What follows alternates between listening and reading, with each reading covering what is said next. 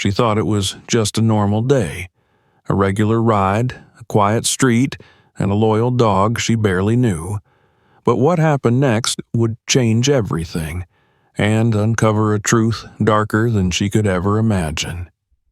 Stay with us to the end, and don't forget to like, subscribe, and comment where you're watching from. The terminal buzzed with the sound of rolling suitcases, distant announcements, and hurried footsteps echoing under the high-vaulted ceiling of Hartsfield-Jackson Airport in Atlanta. The air was warm and tinged with the scent of overbrewed coffee and the breath of weary travelers. Emily Johnson stood quietly near the sliding exit doors, one hand resting protectively on her pregnant belly. Her flight had landed nearly an hour ago, her suitcase retrieved, but her legs throbbed with fatigue and all she wanted was to make it to the taxi line and get home. Inside her, her baby gave a faint, uneasy kick, as if sensing her exhaustion. People passed around her, some with bouquets, others with small children or glued to their phones. No one paid attention when, through the glass door of a side corridor marked Authorized Personnel Only, a German shepherd suddenly burst out into the main hall. The dog was dirty, shaggy, collarless, and clearly in a panic. He bolted past the security checkpoint as if he had a destination already mapped in his mind. His paws slipped and skidded on the polished floor until he came to a sudden stop, right in front of Emily. She flinched and instinctively stepped back. The dog stared directly at her, his chest rising and falling rapidly. Then he barked, once sharply. A moment of silence passed.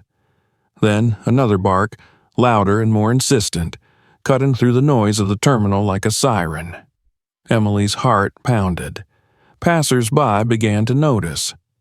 Someone pulled out a phone to record, others gave the scene a wide berth, unsure whether the dog was dangerous.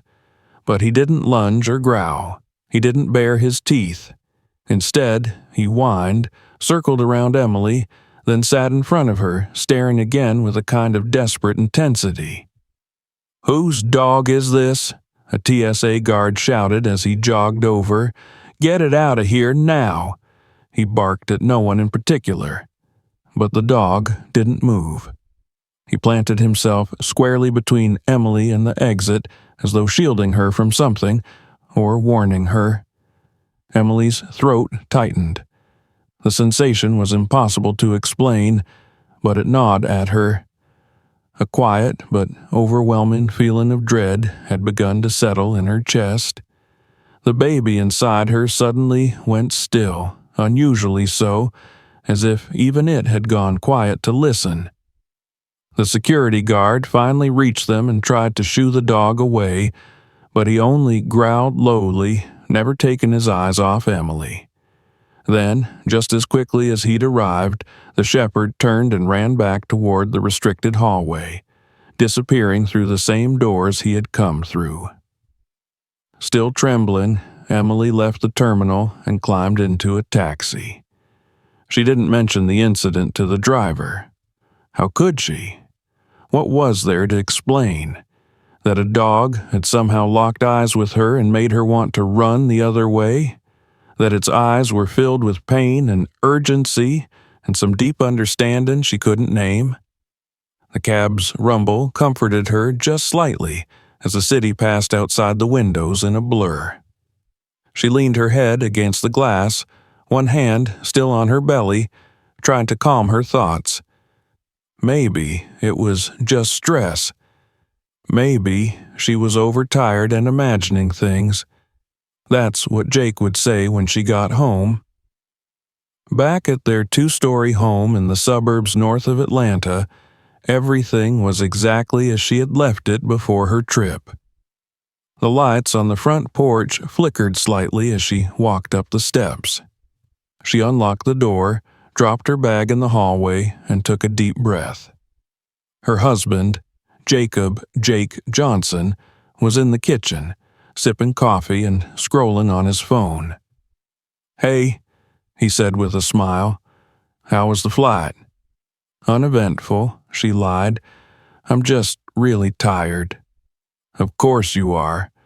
You've been flying around the country 7 months pregnant. Come sit, I'll warm up something for you."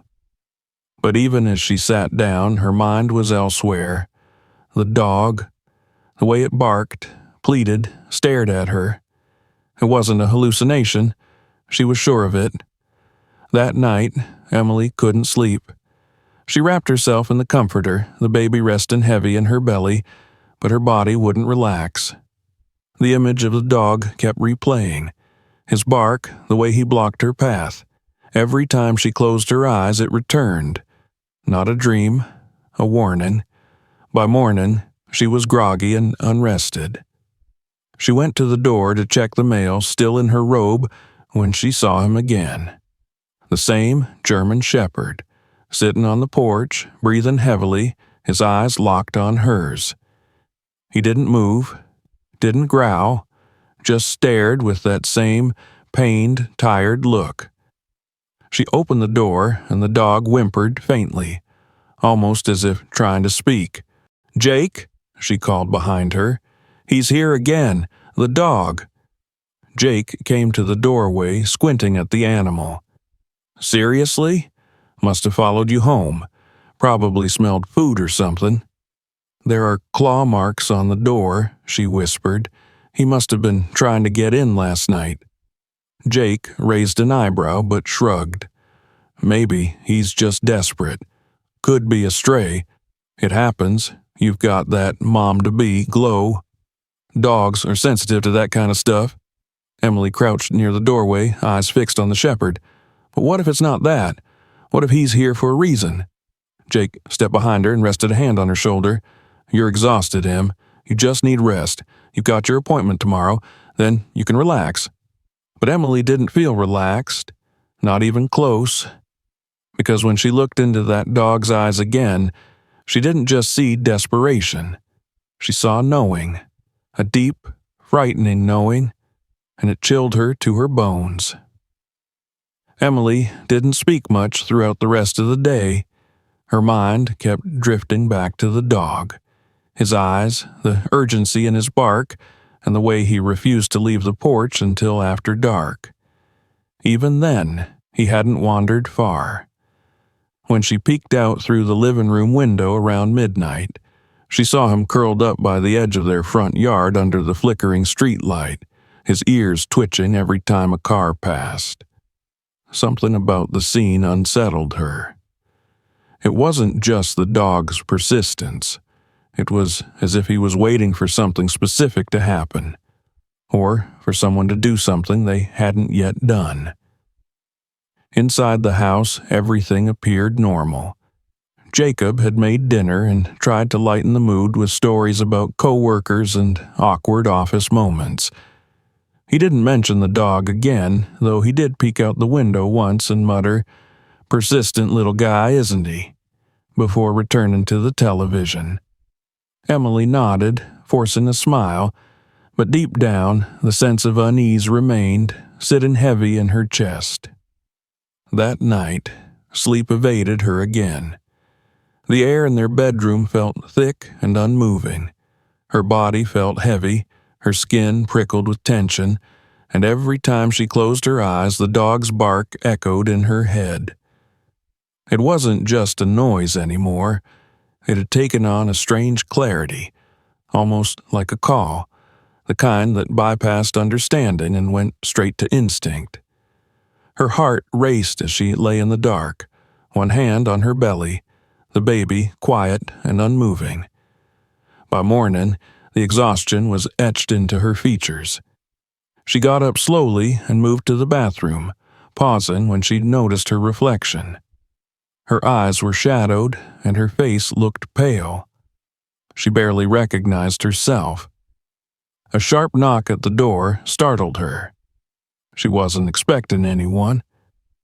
Moving to the front hall, she opened it slowly, half expecting to see the dog, but the porch was empty. No paw prints on the steps, no fur left behind.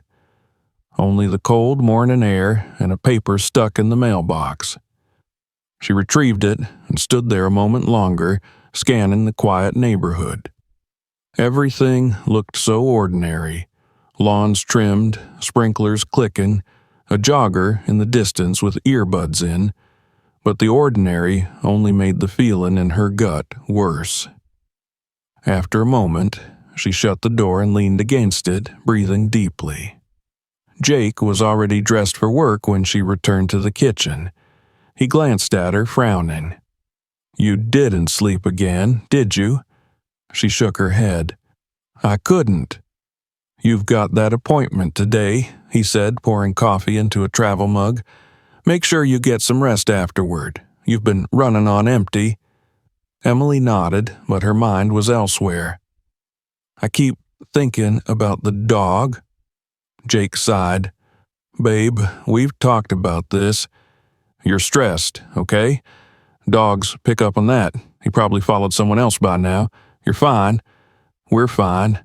Just focus on the baby." Emily tried to agree, tried to absorb his calm tone, but it didn't land. Her body still felt on edge. The tension wasn't going away, it was growing. After Jake left, she moved around the house slowly, folding laundry, double-checking her notes for the appointment, and drinking herbal tea in hopes of calming her nerves. But none of it worked. When it came time to leave, she hesitated at the front door. She looked through the side window, half hoping and half dreading to see the dog again. But he wasn't there. The yard was empty. The driveway was quiet. She let out a shaky breath and walked to the car. The route to the clinic was familiar, but she decided to take the back road this time, a winding two-lane highway that cut through a patch of forest between the suburbs and the city. It was a few minutes shorter and usually free of traffic. The trees arched overhead, casting flickering shadows on the pavement as she drove. At first, the silence felt peaceful. Birds chirped, sun streamed through the windshield, and the baby gave a soft kick, reassuring her for a moment. Then something shifted. The temperature in the car seemed to climb. Emily turned the air conditioning higher, but the air felt stale, almost suffocating. Her hands began to tremble slightly on the steering wheel, and her vision blurred at the edges. Her head started to pound, and her chest felt tight. She blinked rapidly, trying to focus. Her breath came shorter, and she glanced down at her dashboard, but everything looked normal. The fuel gauge was full, the engine lights off. Still, something was wrong, deeply wrong. Her fingers tingled. She couldn't feel her toes. Her grip on the steering wheel loosened as the edges of her vision began to close in. "No, no, no," she whispered, pressing a hand to her belly. Baby didn't move. Not a kick, not a shift, just stillness. Suddenly, on the side of the road ahead, she saw him. The dog. He stood perfectly still in the middle of the road, his eyes locked on hers through the windshield. Emily's heart lurched. She slammed on the brakes. The tires screeched and the SUV skidded sideways, coming to a halt just feet away from him. Her hands slipped from the wheel, her arms going limp. The door clicked open under her weight as she pushed it, collapsing onto the damp earth. Her knees hit the ground first, then her shoulder. The world spun violently. Her lungs burned. "Help!" she croaked, barely able to get the word out. She heard movement, then felt warmth. The dog had come to her. His nose touched her cheek, then her stomach. He growled low, a guttural sound that seemed almost like a warning to something unseen. Then he whimpered, nudged her again, whimpered louder. Emily's eyes fluttered, but she couldn't focus. With the last bit of strength she had, her fingers found her coat pocket. Her phone. She dragged it out, struggling to unlock the screen. The numbers blurred. Her thumb trembled, but she managed to press 911. The call connected. "Emergency services, what's your—" The phone dropped from her hand. Everything went dark, but the dog didn't move, He stayed by her side, his body curled against hers, keeping her warm, shielding her. His eyes scanned the trees, his ears twitched at every sound. He was still. He was waiting. Help was coming. And he wasn't going to leave her, not now, not ever. The sharp whine of approaching sirens shattered the stillness of the forest. Birds scattered from the trees as two emergency vehicles barreled down the narrow country road, tires crunching gravel and dry leaves. The first to arrive was a county sheriff's patrol car, followed closely by an ambulance. Both screeched to a halt behind Emily's white SUV, which stood with its driver's door flung open and hazard lights blinking erratically. Paramedics and officers jumped out, rushing toward the motionless figure sprawled on the side of the road. "Over here!" one of the deputies shouted, pointing as he knelt beside Emily. Her skin was pale and clammy, her lips tinged blue and her breathing shallow. Her pulse was faint but present. "She's alive," the medic confirmed, snapping into action. Oxygen masks were pulled out, vitals checked, IV lines connected. The paramedics worked in practice synchrony, but one of them paused as he noticed something unusual. The German Shepherd was lying pressed tightly against Emily's side, unmoving but alert, his eyes locked on every person who approached. He didn't growl or attack, but his presence was unmistakably protective. "Careful," one officer warned. "We don't know if he's aggressive." "No," the lead paramedic said, holding out a hand. "Look at him. He's guarding her." As they lifted Emily onto the stretcher, the shepherd stood and took a few steps back, tail down, body tense. He didn't interfere, but he never looked away. When they loaded her into the ambulance, he trotted behind them, refusing to be left behind. Inside the ambulance, one of the medics turned to the other, frowning. "Carbon monoxide, I'm almost sure of it." "You think it was the car?" the driver asked. "Something's off. She's showing all the signs: headache, dizziness, loss of consciousness. We need to test the levels immediately." Back at the scene, a deputy crouched near the SUV, peering under the vehicle and then popping the hood. Another officer opened the back hatch and noted a faint chemical smell. He frowned and waved over his partner. "There's a smell back here," he said. "Not normal, like exhaust." "Let's get a unit to inspect the exhaust system," the deputy said, "and secure the scene. Something's not right." At the hospital, doctors rushed Emily into the ER. She was stabilized and moved to the ICU for observation. The attending physician confirmed the paramedics' suspicions: carbon monoxide poisoning. Her blood levels were dangerously high enough to kill if she had remained in the vehicle just minutes longer. The baby's heartbeat, thankfully, remained steady. Meanwhile, back at the scene, officers awaited the results of the inspection. A county investigator arrived and began a detailed examination of the vehicle. It didn't take long to find the problem. The tailpipe had been tampered with. A section of the exhaust system had been subtly blocked, almost professionally.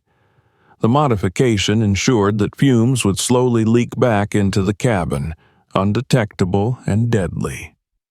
"This wasn't an accident," the investigator muttered, snapping photos of the undercarriage. "This was deliberate."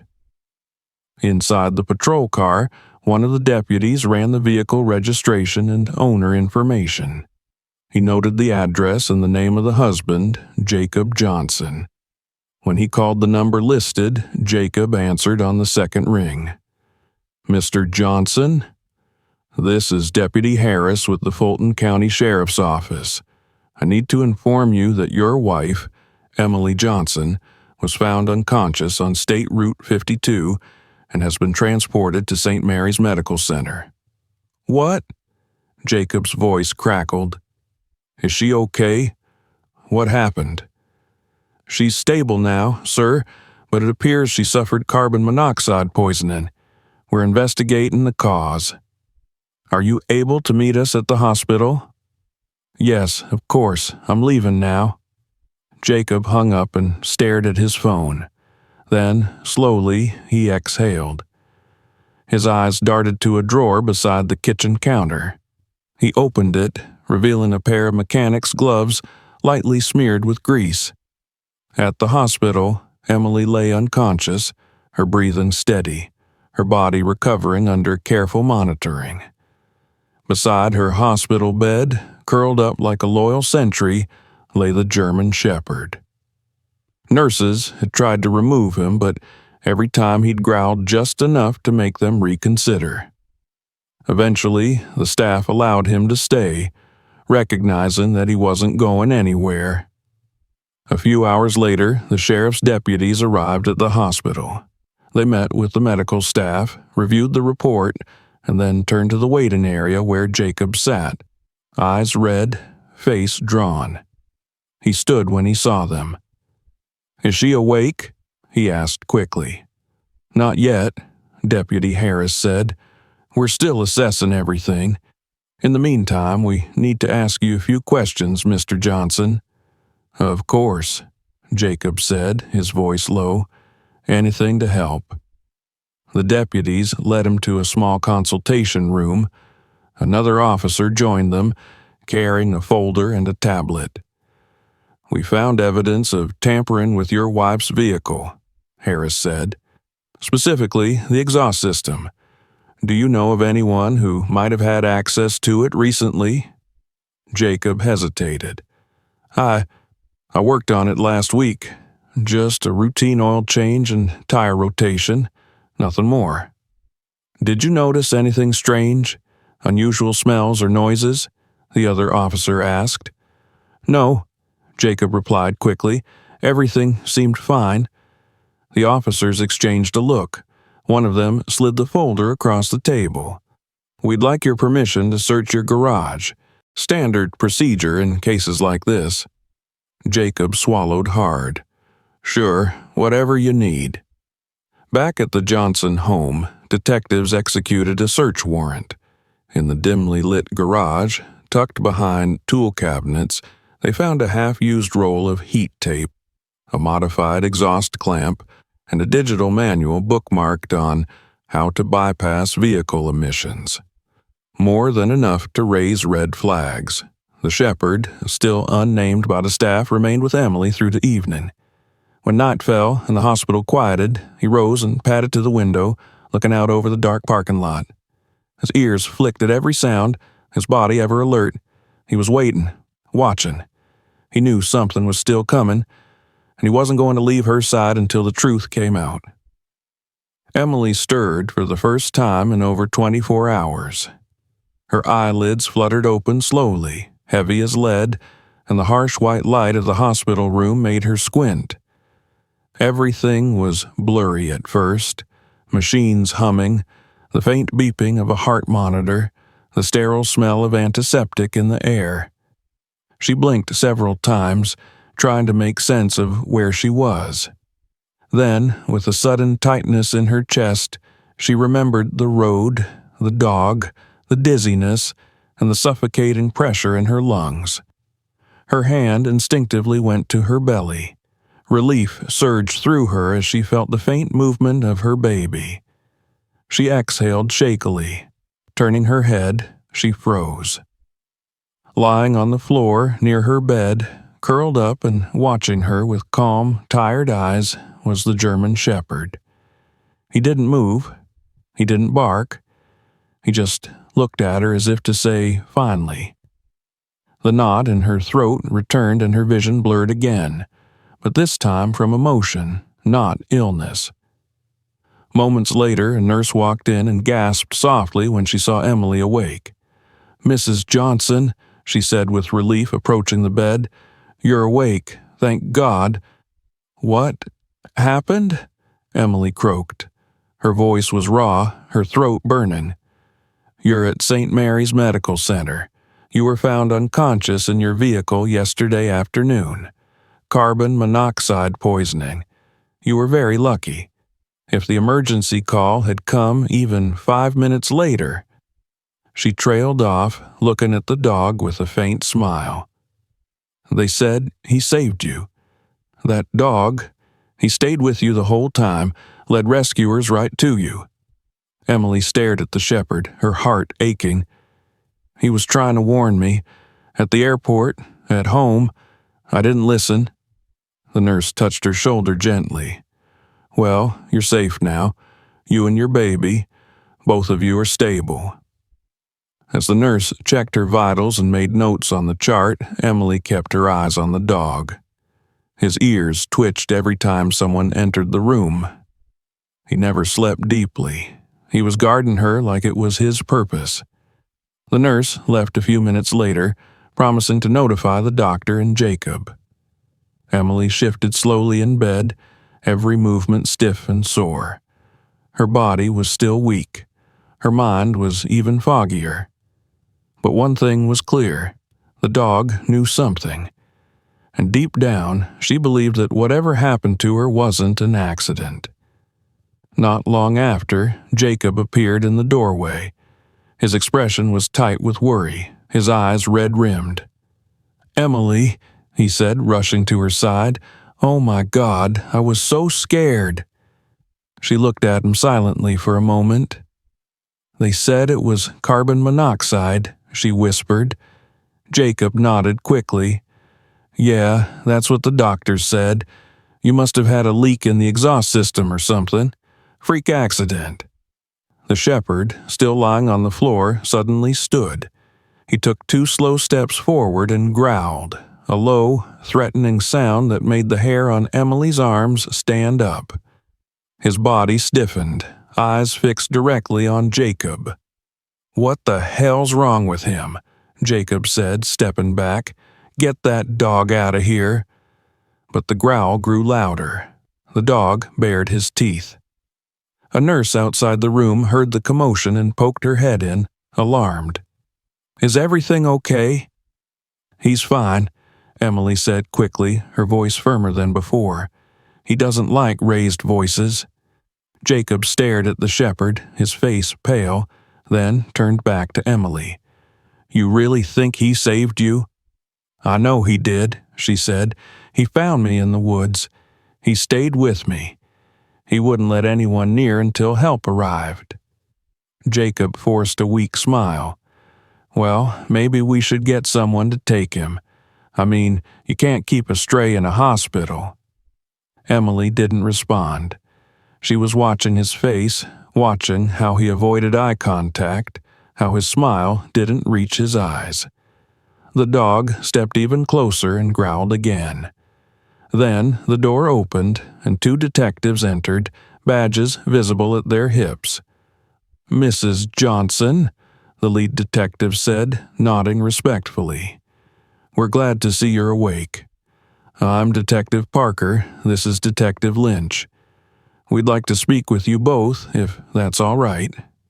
Jacob looked confused. "What's going on?" "We have some follow-up questions related to the incident involving your vehicle," Parker said.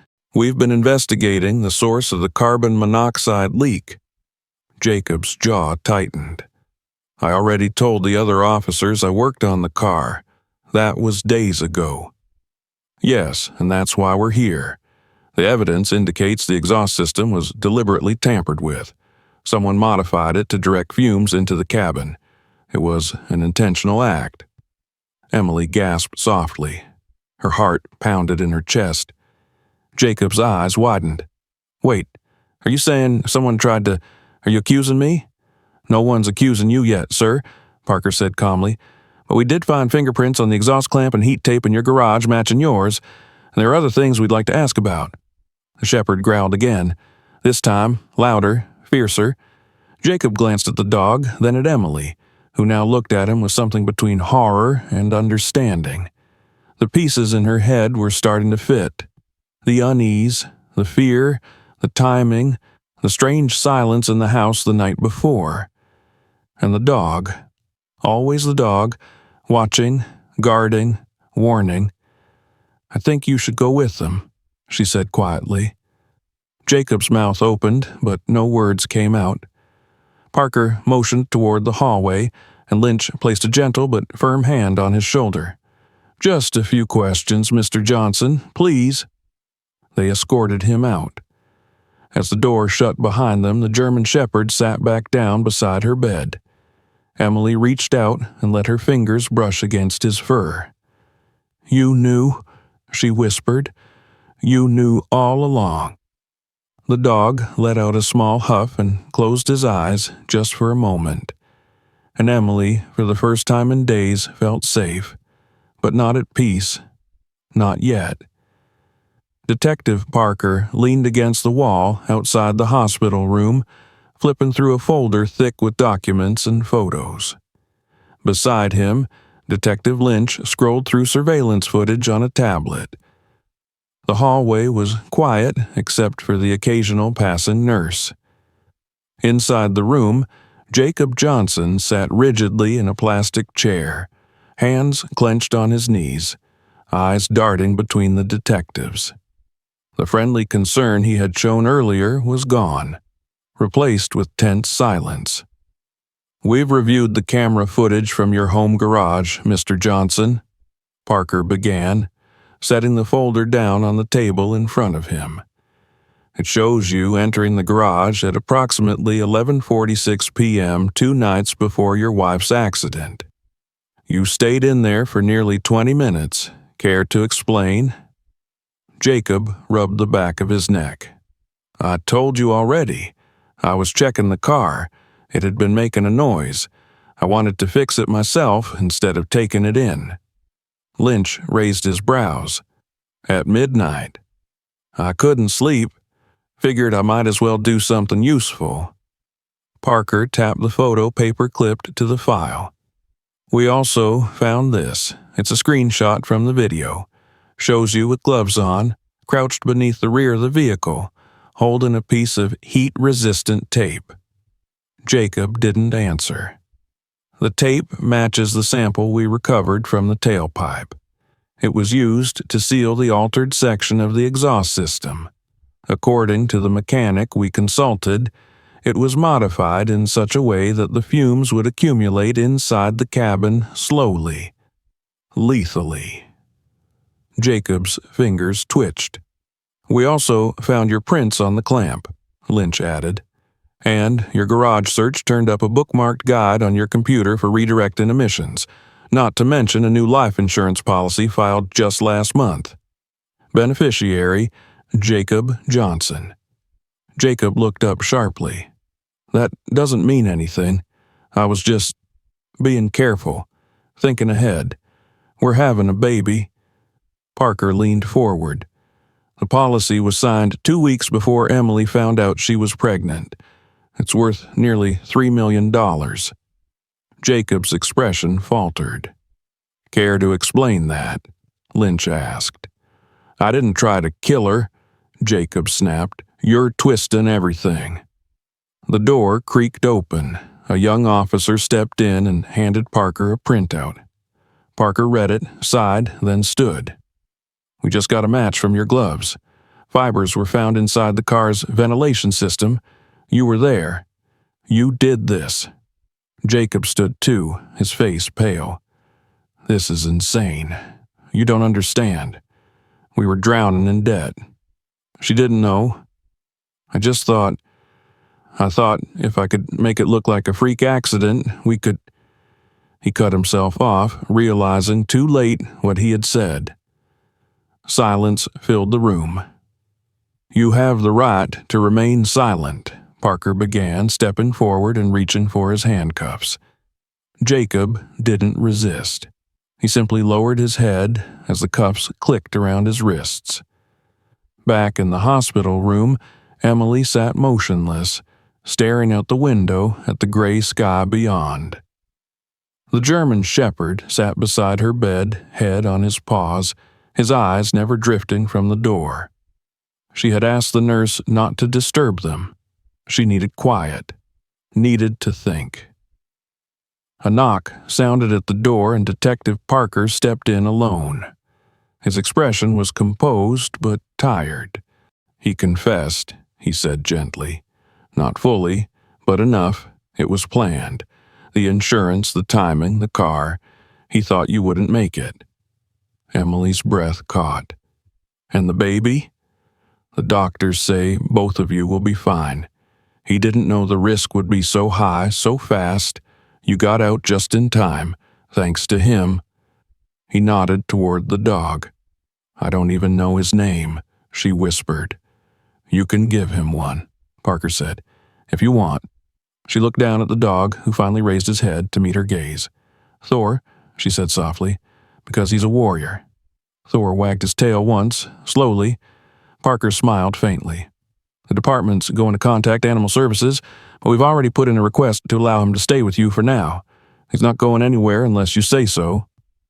Emily nodded, unable to speak. Her chest ached with a strange mix of grief and gratitude. She reached out and touched Thor's head. He closed his eyes and leaned gently into her hand. You were the only one who knew, she said. Outside, the first drops of rain tapped softly against the window. Inside, Thor settled beside her bed once again. And for the first time in days, Emily didn't feel alone. The rain had stopped by morning, but the sky remained heavy and low over the Atlanta skyline. Inside the small precinct conference room, Detective Parker stood at the head of the table while a group of officers gathered around. A monitor on the wall played the garage surveillance footage again. Jacob, crouching under the SUV, flashlight in mouth, carefully applying the tape, his movements calm and deliberate. Parker paused the video and turned to the others. This wasn't desperation, he said. This was calculation. He waited until she was far enough along in the pregnancy for the policy to pay out double in case of maternal death. He filed the paperwork, made the modifications, and planned the drive. One officer leaned forward. What about the phone data? We pulled Jacob's phone records, another replied. There were calls to an unregistered burner number the night before the incident. We're trying to trace it, but so far, nothing. Texts were deleted. We're running forensics on his laptop next. Parker nodded. He wasn't working alone. Someone helped him, or at least knew what he was planning. Back at the hospital, Emily was recovering slowly. Her strength was returning, and the baby's heartbeat remained strong. Still, the knowledge of Jacob's betrayal haunted her. The man she had built a life with had been ready to sacrifice her and their unborn child for money. It didn't feel real. And yet, it was. Her only comfort was the presence of Thor. He never left her side. Nurses gave up trying to move him. Doctors stepped carefully around him. He had become part of her room, as essential as the IV or the monitor. She had started whispering to him when no one was around, not because she expected him to respond, but because she knew he understood. When she woke in the middle of the night, gasping from a nightmare, he was already there, resting his head on her arm. When she cried without sound, he pressed against her until she stopped shaking. Thor was more than a dog. He was her shield, her witness. One afternoon, Detective Parker returned with updates. Emily was sitting up in bed, eating a bowl of soup, while Thor rested at her feet. We found more, Parker said, taking a seat across from her. Jacob had a secondary account, opened 6 months ago under a false name. He received a wire transfer of $100,000 5 days before the incident. Emily frowned. From who? We're still digging. The money came from an overseas account, untraceable so far, but it confirms what we suspected. Jacob was paid. Someone either encouraged him or hired him. Emily stared at the tray in front of her. The betrayal deepened with every revelation. It wasn't just greed, it was conspiracy. Someone else out there had wanted her dead. What about Thor? She asked suddenly. Where did he come from? Is he chipped?" "We checked," Parker said. "No chip, no tags. No one has reported a missing dog that matches his description. It's like he just showed up." "He found me," Emily whispered. "He came to the airport, then the house. He was trying to tell me something was wrong. He knew." Parker nodded. "It's strange, but sometimes instincts go deeper than we understand." Later that evening, while the city settled into night, Parker received a call. It was the tech team. They had cracked the laptop. Hidden deep in Jacob's encrypted files was a document, a contract, a fake employment agreement between Jacob and a man named Owen Griggs, a former mechanic with a criminal record in Florida. Attached to it was a message. "If anything happens to her, make it look like a fluke. You'll get the rest when it's done." The officers froze. A name, a partner. Parker leaned back in his chair and rubbed his temple. "We need to find this guy, now." Meanwhile, in the hospital room, Emily sat by the window, watching the orange glow of the city fade into dusk. Thor was lying next to her chair, his ears occasionally twitching at the sounds of nurses in the hallway. She stroked his fur, her thoughts spinning. Jacob's face haunted her, the way he had feigned concern, the lies he had told, the future they were supposed to have. "I don't know what I would have done without you," she whispered. Thor lifted his head and looked at her. For a moment, something passed between them, something deeper than words. Then he rested his head back down. When the night nurse came in, Emily looked up. "If the hospital tries to move him, tell them I won't allow it. He stays." The nurse smiled kindly. "No one's trying to move him, honey. He's got more fans than some of our doctors." Hours passed. The building grew quiet. In the distance, thunder rumbled. Emily turned off the light and lay back in bed. Thor climbed up and settled gently at the foot, careful not to touch her belly. And as the storm rolled in, she closed her eyes, knowing that whatever came next, she wouldn't face it alone. The following morning, the air outside the hospital was crisp and cold, a sharp contrast to the heated momentum gathering inside the police station. Detective Parker stood at the center of the operations room, surrounded by whiteboards filled with notes, photos, and timelines. A printed image of Owen Griggs was tacked at the top of the board. His file was thin but disturbing. Past convictions for assault, auto theft, and suspected connections to organized insurance fraud rings in southern Florida. Most notably, his last known job was as a subcontractor at a body shop Jacob used 3 years prior. The connection was thin, but it was a start. "We've got to find him before he disappears again," Parker said, his voice firm. "Issue an APB, cross-check known addresses, see if he's still in state." Hours later, a breakthrough came when a patrol officer spotted a vehicle registered to Griggs parked outside a cheap motel just 2 miles from the county line. Officers moved quickly. The arrest was quiet and clean. Griggs didn't resist, but his expression said everything. He had not expected it to come back to him.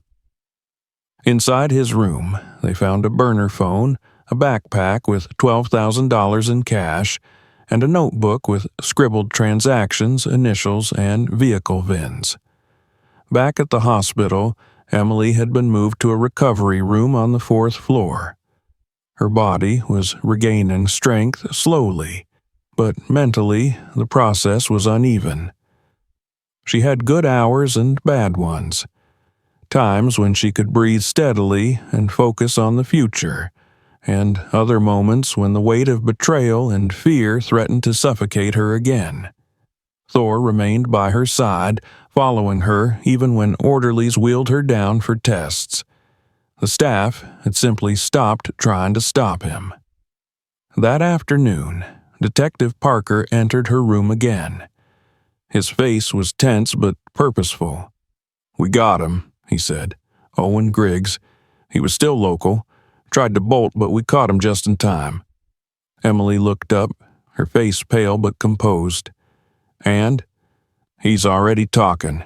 Said Jacob approached him months ago, told him he had an opportunity."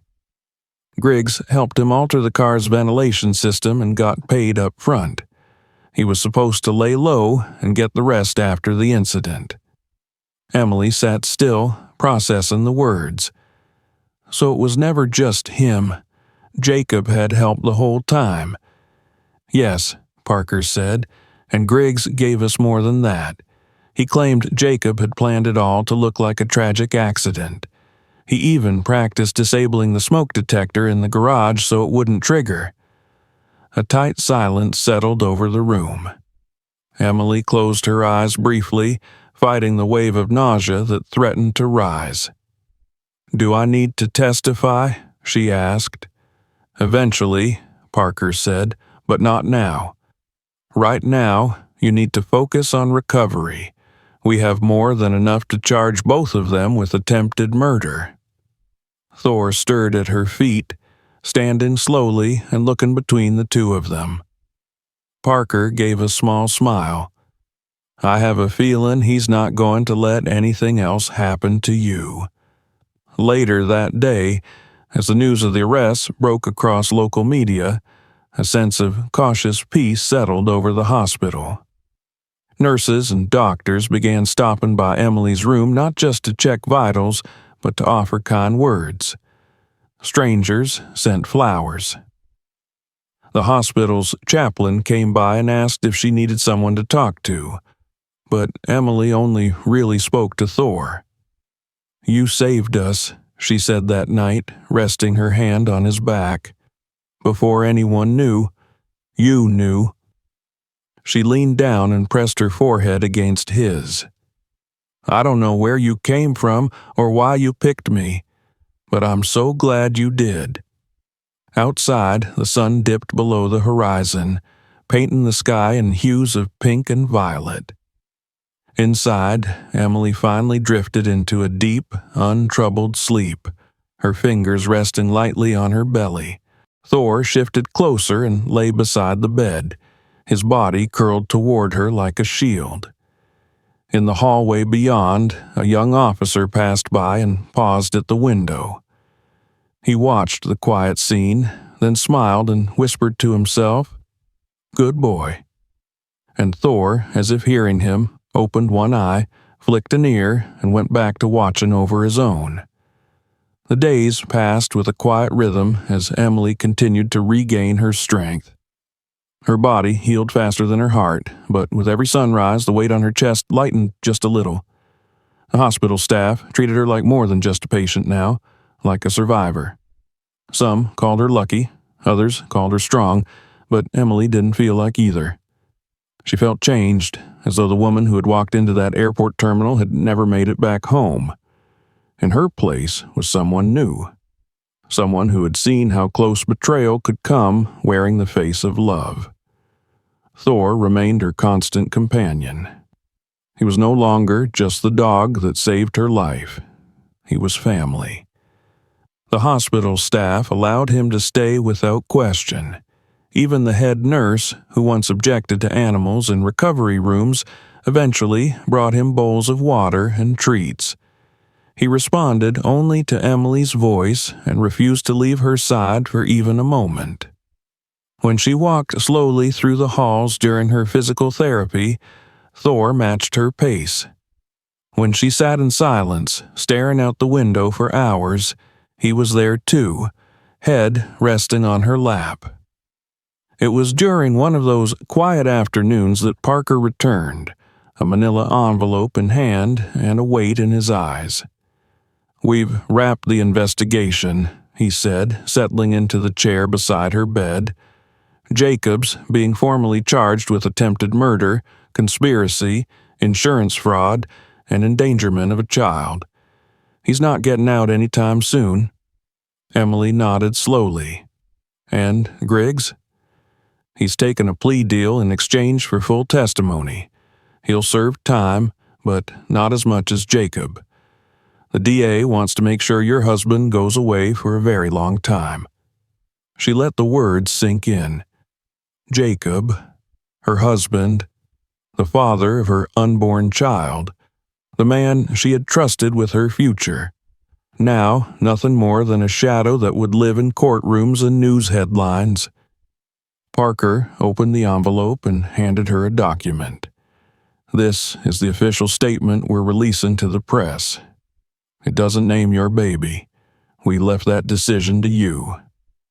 Emily read the first few lines, her lips pressing into a thin line. She nodded. "Leave it that way. She doesn't need to be a part of this mess." Parker stood. "You're being discharged soon. If you need anything, protection, even just someone to talk to, don't hesitate." "I'll be okay," she said softly. He paused in the door. "You really should think about keeping him." He gestured at Thor, who lay peacefully on the floor. "He's already done more than most people I know." After he left, Emily reached for her overnight bag and pulled out a soft baby blanket she had packed weeks earlier. She ran her fingers over the fabric, then held it to her chest. She thought about what kind of world her daughter would be born into. One where danger could come from those closest to you, but also one where unexpected protectors existed, beings like Thor who showed up when no one else would. The next day, Emily was discharged. Nurses and staff lined the hallway as she was wheeled out, the baby still safe within her, Thor walking at her side like a personal guardian. As she stepped into the daylight for the first time in days, a breeze brushed her face and sunlight warmed her skin. She took a deep breath and looked around. The world looked different now, brighter, maybe, but also more fragile. At home, everything felt strangely untouched, as if time had frozen the moment she left. Her suitcase still sat by the door, unopened. The porch still bore the faint scratch marks from Thor's first warning. She walked through the room slowly, absorbing the silence. This was no longer Jacob's house. It was hers. Hers and the baby's, and Thor's. That evening, she sat on the front steps with a blanket draped over her shoulders. Thor lay beside her, head resting against her leg. The street was quiet, the sky beginning to shift to dusk. She watched the light change, listened to the leaves rustle, and felt a stillness that didn't scare her for once. "You came when no one else did," she said aloud, more to herself than to him. "You knew something was wrong before I did. You never gave up on me." Thor's ears twitched at her voice, and he looked up at her with those steady amber eyes. "You're staying," she said. "You're not going anywhere." And for the first time since it all began, Emily felt something she hadn't dared to feel in weeks. Hope. Months passed, and the chill of winter slowly gave way to the tender warmth of spring. The house had changed along with the season. Jacob's things were gone, the legal documents finalized, and the silence that once made the walls feel heavy now felt peaceful. Emily moved differently now, more cautiously, but also with more certainty. Her steps were slow, yes, but they were her own. She spent her days preparing the nursery, folding soft onesies, placing storybooks on shelves, and humming to herself as she traced her fingers across the crib. And always, without exception, Thor was nearby. He had taken to sleeping outside her bedroom door at night, ears twitching at the slightest sound, rising and circling the house when the wind howled or a branch snapped outside. He followed her through every room in the house during the day and never strayed far from her side when she ventured into the yard. Neighbors had grown used to seeing him now, the strong, quiet shepherd who never barked without reason and who always kept one eye on the woman he had chosen to protect. Emily had stopped asking where he came from. She no longer needed an answer. Whatever path had brought him to her, she knew it had been the right one. He had arrived just before the darkest moment of her life and had become the one light that never dimmed. Some things didn't need explanation. The day her labor began was quiet. No dramatic signs, no panic, just a calm, persistent ache that told her the time had come. Her hospital bag had been packed for weeks. Thor paced near the front door as if he knew before she did. When she bent to grab her coat, a sharp wave of pain buckled her knees and she leaned against the wall. Thor was there instantly, pressing close to her side, steadying her. She called the hospital, then her neighbor Rachel, who had agreed to drive her. Thor climbed into the back seat without being told. The nurses recognized him the moment she arrived. They didn't question it. He lay quietly in the corner of her room during every contraction, never making a sound, just watching, ever present. Hours passed in a blur of pain, effort, and the sound of her own breathing. And then, finally it happened. A cry, sharp and strong. Her daughter was born healthy, perfect, and fierce. They named her Lily. Emily wept when she held her, not just from relief, but from something deeper, a release, an ending and a beginning all at once.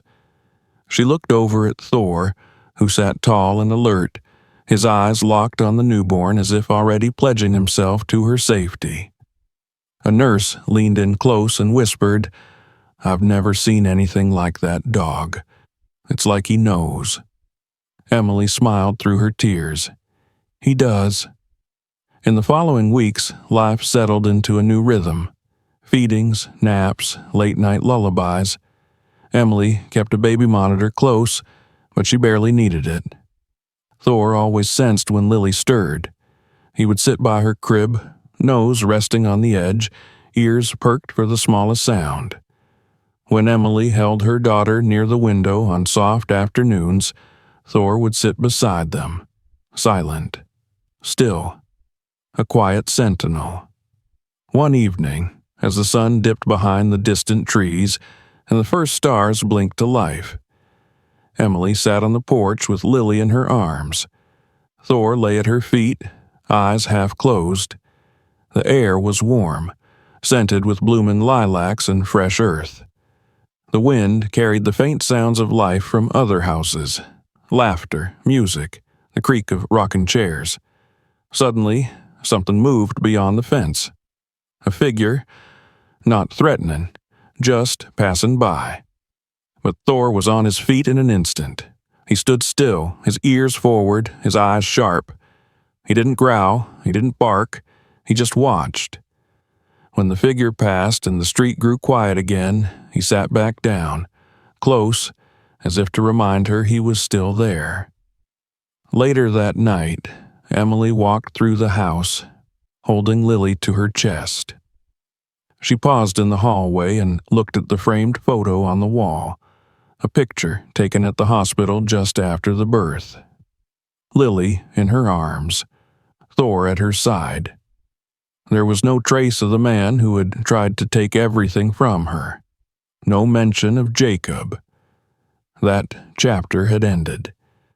The courts had closed the case, the news cycle had moved on, but Emily remembered, not in bitterness, but in clarity. She remembered the feeling of being watched by something good when all else seemed wrong. She remembered the sound of barking at just the right time. She remembered survival. She turned out the lights, kissed Lily's forehead, and lay down with her baby in the crib beside the bed. Thor curled up by the door, his breathing deep and steady, and somewhere between waking and sleep, Emily whispered into the quiet room, "Thank you for finding us." Thor didn't move, but his tail thumped softly against the floor once. He had done what he came to do, and he would never leave them again. Some heroes don't wear capes. They have fur, 4 legs, and appear when you least expect them. If this story moved you, make sure to like, subscribe, and share it with someone who believes in miracles. And let us know in the comments, what did this story mean to you?